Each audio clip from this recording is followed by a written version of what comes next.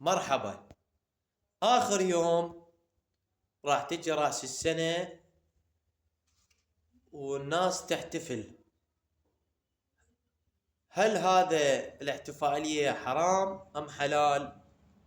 من ناحية الشرع حلال، لكن بس بشرط أن يكون الاحتفالية مو تأسيا بالسيد المسيح أو أخواننا اللي هم ملح الأرض،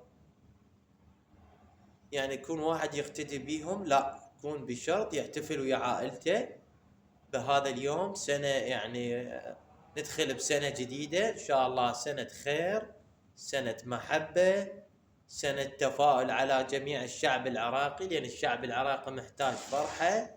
وإن شاء الله يا رب نصلح الأخطاء اللي مرينا بيها بهاي السنة القديمة.